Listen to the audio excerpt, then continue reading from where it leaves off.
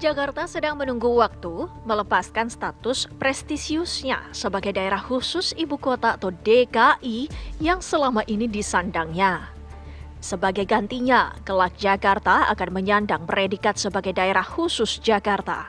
Situasi ini tak lepas dari terbitnya Undang-Undang Nomor 3 Tahun 2022 tentang Ibu Kota Negara pada 15 Februari 2022 silam. Disebutkan, 2 tahun setelah Undang-Undang IKN itu ditetapkan, maka status daerah khusus ibu kota yang selama ini dilekatkan pada Jakarta akan hilang. Itu artinya Jakarta tidak lagi menyandang status DKI per 15 Februari 2024 lalu.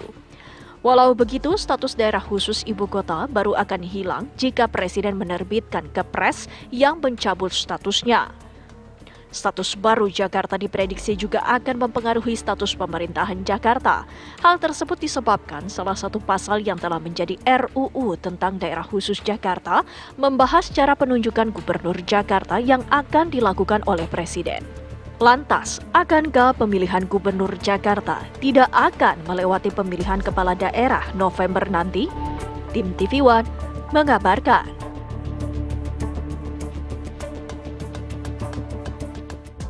Melihat dari RUU DKJ pasal 10 ayat 2 yang juga menjadi polemik di mana nantinya gubernur Jakarta ini akan dipilih oleh Presiden tapi juga memperhatikan usulan dari DPRD. Kita akan membahas mengenai hal ini dengan narasumber yang sudah hadir di studio. Pagi hari ini sudah ada Mas Ahmad Khairul Umam, analis politik dari Universitas Paramadina Jakarta. Assalamualaikum, selamat pagi Mas Umam. Pagi Mas Umam. Sehat ya? Kemudian juga ada Bang Margarito Kamis, pakar hukum tata negara. Assalamualaikum, selamat pagi Bang Margarito. Waalaikumsalam warahmatullahi wabarakatuh. Kemudian juga ada Mas M. Iqbal, politisi dari PKS. Selamat pagi, Assalamualaikum Mas Iqbal. Dan juga yang bergabung bersama kami via Zoom sudah ada Bang Ahmad Doli Kurnia, Wakil Ketua Umum Partai Golkar. Selamat pagi, Assalamualaikum Bang Doli. Oke, pagi, Assalamualaikum warahmatullahi wabarakatuh. Baik, terima kasih waktunya. Izin saya mau ke Mas Iqbal dulu. Mas Iqbal, PKS yang dari awal sudah konsisten untuk menolak nantinya pemilihan Gubernur DKI Jakarta ini ditunjuk langsung oleh Presiden. Kalau dari PKS, apa sih sebenarnya kekhawatirannya sehingga penolakan ini terjadi? Ya, saya kira tidak ada urgensinya kalau gubernur itu ditunjuk. Karena justru akan menimbulkan polemik dan kecurigaan. Kenapa? Karena Jakarta ini sebuah kota yang sangat dinamis. Bayangkan bagaimana mungkin kalau anggota DPR-nya dipilih, sementara gubernur ditunjuk. Legitimasi seorang gubernurnya sangat lemah sekali. Tapi gubernur ditunjuk dengan memperhatikan juga usulan dari DPRD. Ya, itu tentu saja mekanismenya sangat rigid dan menimbulkan abuse of power satu hari. Bisa saja pemimpin saat itu menunjuk kerabatnya, koleganya, keluarganya. Karena tadi di negeri ini yang namanya aturan itu bisa aja dibuat-buat untuk mendukung sebuah kebijakan. Yang kedua, kami bukan hanya menolak gubernur itu ditunjuk, tapi kami bahkan mengusulkan juga wali kotanya juga dipilih supaya Jakarta ini juga lebih dinamis. Karena tidak lagi sebagai ibu kota, saya kira Jakarta bisa haknya sama seperti daerah lain. Daerah lainnya. Wali kota ada Jakarta Pusat, ada bupati di Kepulauan Seribu ya. Saya kira ada baiknya juga itu dipilih saja supaya juga sama dengan undang-undang pemilihan kepala daerah. Oke, kalau PKS posisinya adalah penolakan terhadap proses pemilihannya atau secara keseluruhan RUU DKJ-nya? Ya, sejak awal kami dari awal menolak IKN. Tetapi IKN sudah diketuk, ya kami mengikut apa yang sudah diputuskan oleh perwakilan rakyat. Tetapi dalam konteks DKJ ini, kami tentu saja tidak bisa menolak karena IKN sudah diputuskan. Tetapi yang kami soroti adalah bagaimana gubernur Jakarta ini bisa dipilih oleh rakyat, bahkan wali kota dan bupatinya juga bisa dipilih oleh rakyat. Sehingga rakyat Jakarta ini memiliki kesempatan, termasuk DPRD tingkat 2. Karena selama ini wali kota dengan anggaran cukup besar itu hanya ditunjuk. Tentu saja ini menurut saya tidak ada menjadi sebuah pembeda dari daerah-daerah lainnya. Oke, baik. Saya langsung ke Bang Doli. Bang Doli, soal proses pemilihan, begitu ya, mekanisme pemilihan gubernur dalam RUU DKJ. Sampai saat ini kan menjadi inisiatif DPR dan di pasal 10 juga itu masih tercantum gitu. Apa argumentasinya bahwa seorang gubernur ini harus dipilih langsung oleh Presiden? Saya mungkin harus cerita kronologis dulu ya, bahwa undang-undang DKJ ini kan sebetulnya konsekuensi dari setelah diterbitkannya undang-undang tentang IKN. ya kira-kira tahun 2021 itu terbit sebuah undang-undang, dan memang di dalam undang-undang itu dijelaskan bahwa tanggal 15 Februari 2024 itu memang undang-undang DKI Jakarta itu harus sudah berubah menjadi undang-undang Jakarta atau sekarang disebut Daerah Khusus Jakarta. Nah, dan awalnya memang itu diserahkan pembahasannya di Komisi 2, dan kami saya selama memimpin di Komisi 2 itu membiasakan diri kalau misalnya ada pembahasan undang-undang yang penting, ya kami dahului dengan brainstorming atau considering FGD dengan pemerintah. Nah, dalam hal ini Menteri Dalam Negeri. Nah, pada saat pembahasan kami dulu kira-kira 4-5 bulan yang lalu, ya ini nggak ada sebetulnya pembicaraan tentang pemilihan gubernur dan wakil gubernur itu ditunjuk, ya. Kami waktu itu sepakat semua, termasuk pemerintah, ya, bahwa pemilihan gubernur wakil gubernur DKI ini ya sesuai dengan yang berlaku selama ini melalui pilkada. Gitu. Nah, tapi kemarin karena memang ini dibutuhkan waktu yang cepat, proses mekanisme pembuatan undang-undangnya diserahkan ke Balek, ya, karena memang kalau melalui komisi itu kan komisi dulu, kemudian diajukan ke Balek, disinkronisasi, diharmonisasi, balik dulu ke komisi baru ajukan ke pimpinan, dijadwalkan di rapat Bamus, dan kemudian dijadwalkan rapat paripurna, jadi inisiatif. Nah, supaya memang mekanisme itu bisa cepat, jadi diserahkan langsung ke Balek.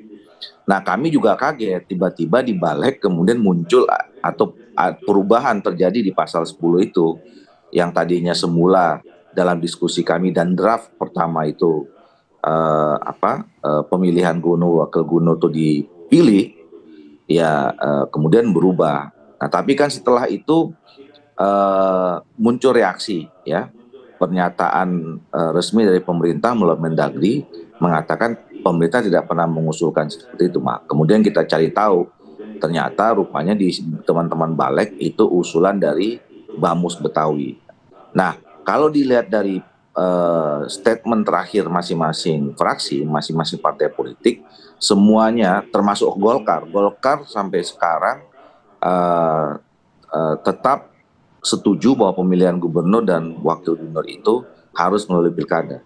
Ya dulu aja daerah khusus ibu kota Jakarta dia dipilih secara demokratis melalui pilkada, apalagi sekarang sudah hampir sama statusnya dengan daerah provinsi yang lain, ya. Cuman ada kekhususan yang ini nanti mungkin salah satu kenapa undang-undang ini harus diubah, karena ada kekhususan lain di luar kekhususan ibu kota. Jadi sekali lagi saya menyatakan kalau sikap Golkar tetap mendorong pemilihan gubernur wakil gubernur itu harus melalui pilkada. Oke, baik. Itu tadi sikap Golkar. Tadi Bang Doli juga sudah menyampaikan kronologisnya. Sebenarnya itu ada aspirasi begitu, kemudian ada di Balek. Saya ke Bang Margarito. Bang, kalau misalnya dari fraksi Golkar dan beberapa fraksi memang setuju dengan pilkada, PKS termasuk salah satunya, tapi ini barang kan sudah ada nih gitu. Kemudian nanti kan juga akan dibahas. Nah, kalau misalnya barang yang di pertentangan ini masih ada, kemungkinannya akan seperti apa pembahasan untuk misalnya mendorong aspirasi yang masyarakat yang saat ini masih menginginkan pilkada? Kalau lihat konstelasi yang berkembang, saya rasa ini kan tidak lolos. Tidak lolos? Tidak lolos. Dan tapi itu soal lain, ya, itu soal kecil gitu. Undang-undang dasar ya mengatur kepala daerah dipilih secara demokratis. Karena itu pemerintah dan DPR hanya punya dua pilihan. Bikin undang-undang DKJ ini, kepala daerah DKI ini, ya. Pilih melalui DPRD atau pilih melalui rakyat. Tidak ada cerita angkat-mengangkat. Nggak ada tuh. Undang-undang dasar, ya, kita bicara undang-undang dasar. Undang-undang dasar hanya menyediakan dua kemungkinan konstitusional. Satu, pilih langsung oleh rakyat atau dipilih oleh DPRD. Tidak ada pilihan ketiga. Nggak ada. Oke, bedanya di mana? Tidak ada pilihan ketiga undang-undang dasar. Kecuali kalau Anda mau bubar ini negara. Tapi kalau masih ada pasal 10 ayat 2 di dalam RUU DKJ? Bertentangan dengan undang-undang dasar, gimana sih? Oke. Bertentangan dengan undang-undang dasar. Siapa yang bikin pasal itu? Jangan-jangan ya ini sekedar ya tulis-tulis doang tuh. Jangan-jangan begitu. Pasal 10 itu. Nah, order apapun apa saya nggak tahu deh. Tapi itu tulis-tulis doang. Tapi implikasinya apa sih Bang kalau nanti ternyata memang masih ada pasal 10 ayat 2? Otomatis akan dibatalkan. Orang bertentangan ternyata bertentangan Undang-Undang Dasar pasal 18 Undang-Undang Dasar 1945 kok. Bertentangan. Sekali lagi Undang-Undang Dasar hanya menyediakan dua kemungkinan konstitusional. Satu, pemilihan secara langsung oleh rakyat atau pemilihan melalui DPRD. Kalau yang tadi rancangan pasal 10 itu bukan pemilihan, itu angkat. Ini sama isinya dengan Undang-Undang Nomor 22 Tahun 1948 sama dengan pasal sekian ya Undang-Undang Nomor 1 Tahun 57. Ya. Ya, di atas itu semua. Ini persis sama dengan di Romawi kuno. Kita mundurnya kejauhan sampai di Romawi kuno. Konyol ini orang bikin undang-undang ini nggak ngerti apa-apa ini. Tidak ngerti undang-undang dasar, tidak ngerti sejarah. Nah karena itu saya senang sebenarnya Gerindra tolak, PAN tolak, tolak, PKS tolak. Ini barang ini sudahlah, ini sekedar nggak tahu deh siapa tulis ini. Oke, Mas Umam.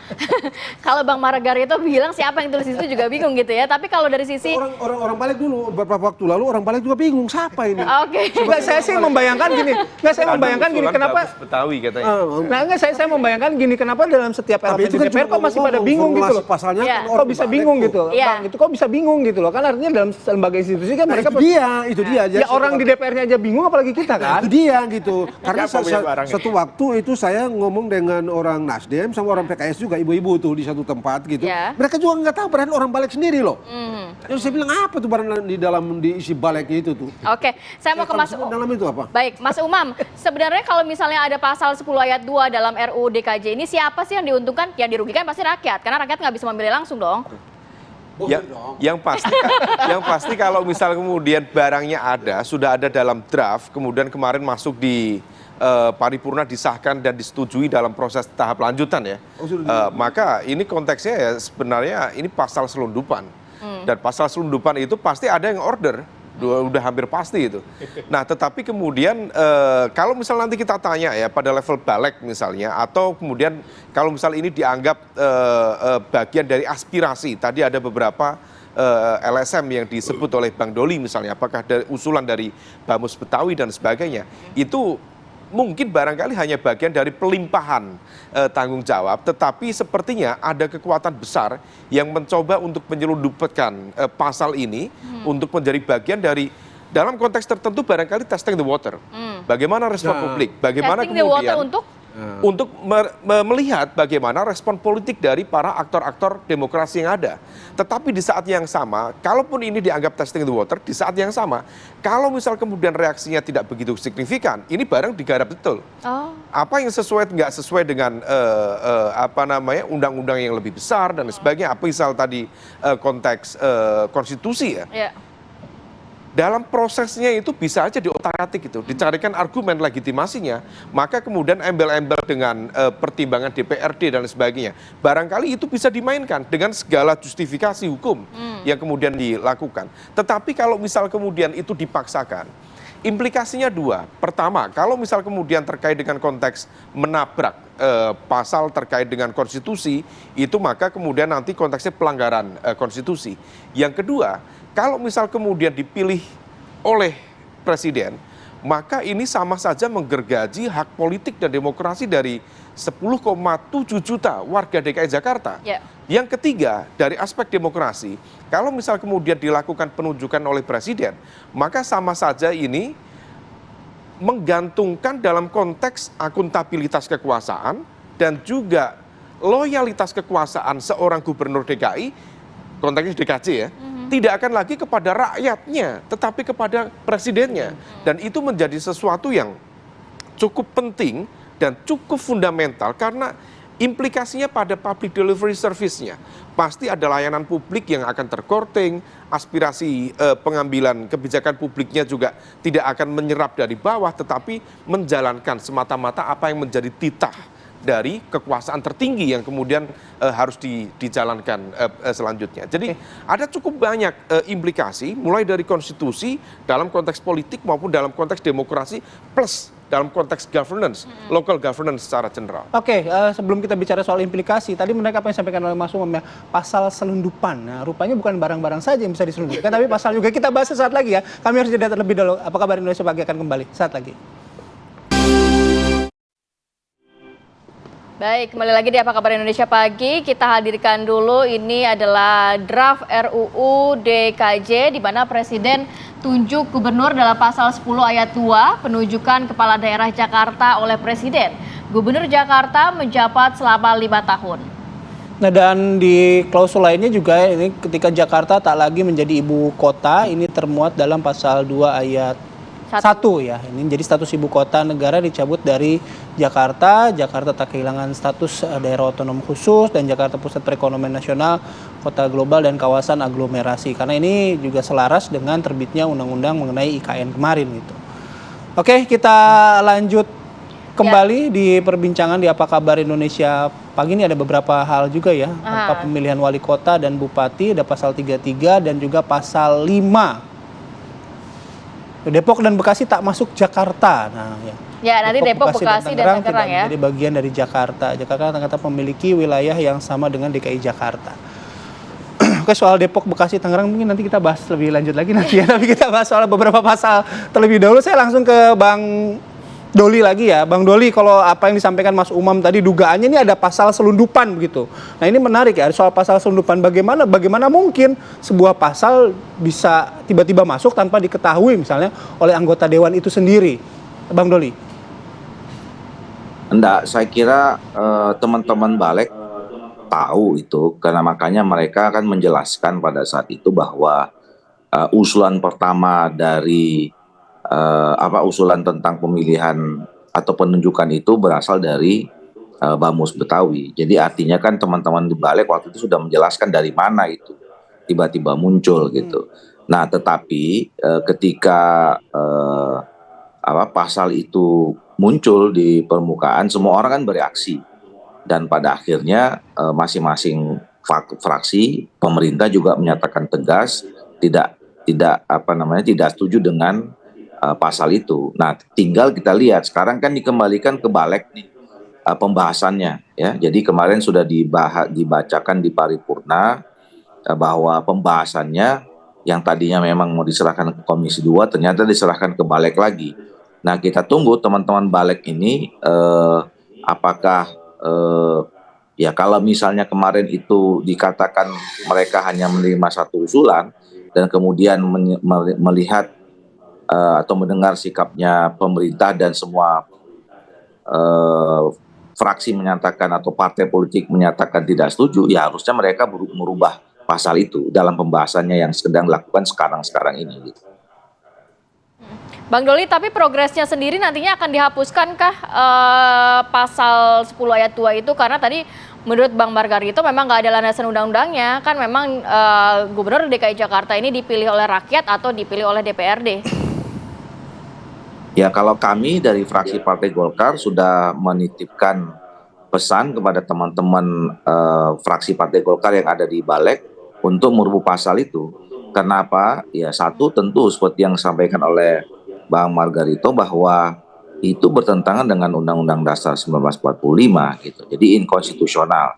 Nah, yang kedua, ya kita ini kan sebetulnya negara yang sudah memilih sistem pemerintahan kita ini dilaksanakan atau sistem politik kita secara demokratis ya, dan ini sudah berlangsung sudah beberapa waktu yang cukup lama, termasuk pemilihan di kepala-kepala daerah yang selama ini terjadi, termasuk lebih khusus lagi di Jakarta. Nah, jadi kalau misalnya ini tiba-tiba dirubah jadi ditunjuk, ya ini kan kita mengalami kemunduran yang cukup jauh gitu. Ya, bahkan sambil bercanda tadi Bang Margarito, ya kita kembali ke zaman Romawi kuno gitu. Ya, kita kan tidak mau menjadi disebut sebagai negara yang mundur ya. Terus kita ingin terus melakukan perkembangan, pertumbuhan demokrasi kita secara lebih baik. Nah, oleh karena itu kami menyatakan bersikap bahwa DKI ini maaf, di daerah khusus Jakarta ini, gubernur wakil gubernurnya harus melalui pemilihan kepala daerah. Oke, baik. Saya ke Bang Iqbal. Bang Iqbal, kita bicara yang tadi Bang Doli sudah menjelaskan soal dugaan pasal penyelundupan itu yang disampaikan Mbak Sumam gitu.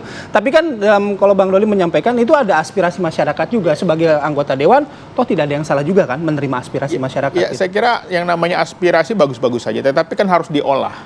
Makanya tadi saya kira ini sebuah kecerobohan lah menurut saya ya. Bagaimana mungkin sebuah pasal penting hanya mendengar dari sebuah ormas. Sorry, diolah seperti apa maksudnya? Harusnya kan diseminarkan dulu, harusnya mungkin dibuat FGD dulu, atau dipanggil lagi alternatif masukan-masukan lain, sehingga baru dibahas. Nah, yang menarik juga, kenapa kami tadi di awal juga diskusi dengan teman-teman DPRD di PKS di Jakarta, mengusulkan agar wali kotanya juga dipilih.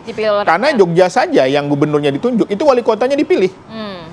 Kenapa tidak di Jakarta juga wali kotanya dipilih oleh rakyat, sehingga rakyat Jakarta ini memiliki antusiasme yang besar juga untuk milih pemimpinnya. Sekarang ini kan kalau namanya ditunjuk, kita prakteknya kota administrasi dan lain-lain, itu lebih kepada hanya tidak jauh beda dengan camat lurah, tetapi mereka harusnya juga bisa dipilih dari rakyat, sehingga visi misi Jakarta ini juga sangat dinamis. Oke, termasuk tadi diolah. Kalau yang diolah tadi ada apa, FGD kemudian Ya, betul, bukan hanya mendengarkan hanya salah satu ormas, kan ada banyak ormas di Jakarta ini. Ya, Bamus juga, ormas Betawi juga ada beberapa gitu, bukan hanya Bamus kan gitu. Jadi menurut saya mungkin ini adalah sebuah kecerobohan, dan ini sebuah hal yang harus diantisipasi ke depan tidak terulang lagi. Oke. Bang Margarito, harapannya sih memang tidak ada lagi pasal 10 ayat 2 itu di dalam draft RUU dari sudut pandang saya. Tapi tadi Mas Mom sempat katakan ya sebenarnya bisa aja dilakukan nantinya, bisa juga barang ini jadi nanti. Iya, itu kalau misalnya tidak clear apa yang diatur dalam Undang-Undang Dasar gitu ya, tidak clear soal ini, Anda boleh berkreasi. Sehingga di situ kita bicara mengenai misalnya legal policy misalnya. Tapi ini nggak bisa. Kalau untuk pengisian jabatan kepala daerah itu cuma ada dua alternatif secara konstitusi. Dipilih langsung oleh rakyat atau dipilih oleh DPRD. Tidak ada ketiga. Dipilih oleh DPRD dengan mekanismenya seperti apa tuh? Nah, terserah DPRD. DPR biasanya pasti partai politik yang usul, yang kita atur. Kalau ini kan klausulnya dipilih oleh presiden dengan usulan dari DPRD kan? Ya, ditunjuk dan memperhatikan begitu. Jadi ini urusannya diangkat ini. Ini pasal sama dengan undang-undang, pasal-pasal yang ada di Undang-Undang nomor 22 tahun 48 dan Undang-Undang nomor 1 tahun 57. Ya. Kita tahu masa itu memungkinkan. Selain tidak ada ketentuan yang eksplisit mengatur soal itu tadi. Tidak ada pasal yang eksplisit mengatur bahwa kepala daerah itu mesti dipilih secara demokratis. Tidak ada itu. Di Undang-Undang Dasar sebelum diubah. Undang-Undang Dasar setelah diubah itu kepala daerah mesti dipilih secara demokratis. Dalam perdebatan di pas 1 BPMPR dan ini Golkar ini. Pilih secara langsung atau dipilih secara melalui DPRD. Cara lain tidak dibenarkan. Jadi dikunci secara konstitusi. Jadi sudahlah teman-teman di DPR jangan ngaco deh. Jangan ngaco lah gitu. Tapi kita nanti udah jangan deh. Nggak bisa ini. Lain kalau itu tidak clear. Pasal 18 itu nggak clear. Silakan Anda berkreasi. Itu yang orang bilang legal policy dan segala macam itu. Misalnya presidensial. Tapi ini clear ya. Ini clear kok. Itu kan landasan hukum ketatanegaraan begitu. Tapi kan dalam proses pembuatan undang-undang ada yang namanya juga lobby-lobby politik ya. Nanti kita bahas lagi lah. Kita bahas lagi. Kita break dulu. Kami akan kembali saat lagi.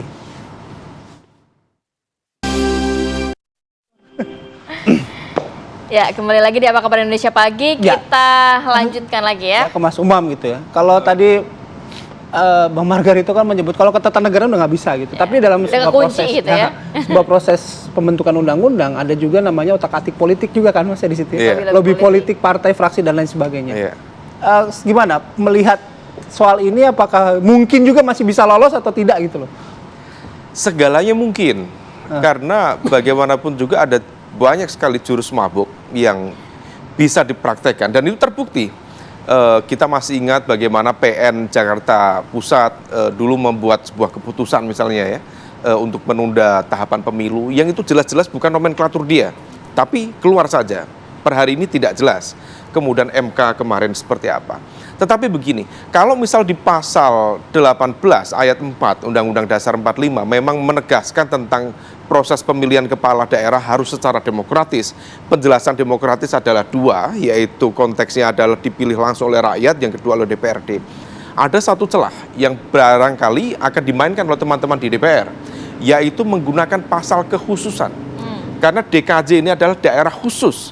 Kalau misal kemudian pasal kekhususan itu kemudian bisa dimainkan, sebagaimana kemudian menggunakan analogi Jogja. Kalaupun Jogja kemudian dengan argumen keistimewaan, kekhususan itu kemudian bisa dijadikan sebagai argumen bagi masuknya celah-celah yang barangkali tidak memungkinkan di daerah lain, maka kemudian itu bisa menjadi argumen. Maka kemudian kalau misal kita cermati, kemarin kita sempat juga diskusi dengan temannya Mas Doli ya, Pak Firman Subagio yang sebelumnya juga menjadi ketua Balek, cukup meyakinkan bagi kita ketika kemudian teman-teman sebagian di DPR termasuk Golkar mengatakan menolak itu. Tetapi sama ketika kemudian proses lobby-lobby politik dilakukan, maka kemudian berpotensi kalau misal kemudian terjadi proses negosiasi. Termasuk kalau misal kemudian di pasal 10 ayat 2 di RUU ini dianggap sebagai high call, maka kemudian proses negosiasinya di titik tengah. Titik tengahnya apa? Yaitu ketika kemudian masing-masing partai kemudian diajak untuk berkompromi ketika meletakkan kepala daerah dalam konteks ini gubernur DKI, akhirnya kemudian nanti dipilih oleh DPRD. Dan ini akan menjadi sebuah embrio politik sekaligus juga milestone bagi penggunaan pilkada secara tidak langsung melalui DPRD. Kalau DKI Jakarta sudah goal, maka kemudian berpotensi menyebar ke daerah-daerah yang lain. Maka celah-celah ini tampaknya berpotensi kemudian digarap, jadi diolah bahasa Mas Bayu. Ini di DPR itu banyak raja olah. Tapi untuk pasal ini tampaknya kesaktian untuk mengolah itu tidak terjadi. Nah itu yang kemudian memunculkan pertanyaan, ada apa? Pasti there is something wrong di sana. Baik, Bang Doli, ini sebenarnya bisa aja nanti bisa diolah lagi. Ada pasal khusus yang membuat mungkin DKI Jakarta treatmentnya kurang lebih sama seperti Yogyakarta yang memang ditunjuk langsung. Sama saya tidak termasuk yang raja olah. Ya, tukang olah gitu. Buat saya nanti memang kita lihat aja perkembangan ya. Kalau saya mendengar apa yang menjadi perbincangan di teman-teman Balek itu ya, sejauh ini mereka mewakili fraksinya masing-masing, sikapnya hampir sama semua. Gitu. Tapi saya nggak mau bicara dengan fraksi lain lah. Saya mengatasnamakan fraksi saya saja. Kami sudah rapat resmi 2 malam yang lalu, itu di rapat pleno resmi bahwa kita memutuskan untuk soal DKI ini kita tetap memperjuangkan bahwa pemilihan gubernur dan wakil gubernur itu melalui pilkada. Gitu. Jadi mudah-mudahan ini bisa diperjuangkan oleh teman-teman fraksi Partai Golkar di Balek yang mungkin sudah mulai membahas ini. Hari ini ya mungkin hari ini sudah mulai mengundang rapat tingkat 1 bersama dengan pemerintah. Oke, baik. Bang Iqbal gimana soal olah mengolah ya, kemudian ada lobby-lobby politik? RUU ini tidak terlalu terburu-buru lah. Atau IKN-nya juga belum jadi, ya, sedang dibangun ya. Kenapa? Karena untuk membuat undang-undang sebuah ibu kota daerah khusus Jakarta itu perlu melibatkan partisipasi yang besar lah, termasuk para akademisi, masyarakat ya. Kenapa? Karena ini kan untuk masa depan rakyat Jakarta. Saya kira rakyat Jakarta ini harus dilibatkan lah, bukan hanya segelompok elit saja. Jadi menurut saya tidak perlu terburu-buru dan ini perlu pembahasan yang mendalam, termasuk melibatkan teman-teman di DPRD. Karena teman-teman di DPRD adalah wakil rakyat Jakarta yang tentu saja memiliki banyak aspirasi. Oke, Bang Margarito. Di atas langit, biasanya masih ada langit gitu ya. Kalau Bang Margarito tadi berpegangan ya, hukumnya tidak bisa gitu. Tapi kalau lobby politiknya itu memungkinkan gimana? Ya, lobby kan mesti ada fondasinya kan.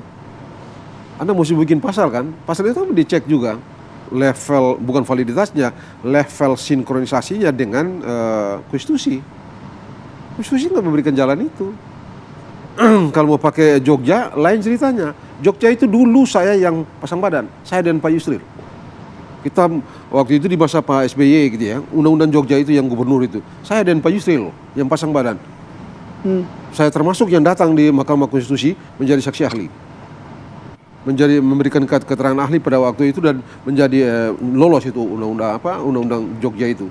Jadi dari sudut pandang saya, jujur saya mesti mengatakan bahwa tidak tersedia cara untuk mengakomodasi pasal rancangan itu tadi. Nggak Yang ada. pasti kita nantikan bagaimana hasilnya dari RUU DKJ ini dan harapannya tidak ada suara rakyat DKI Jakarta yang diamputasi nantinya ya. Terima kasih banyak Mas Umam, Bang Margarito, Mas Iqbal dan juga Bang Doli, terima kasih Bang Doli sudah bergabung. Assalamualaikum.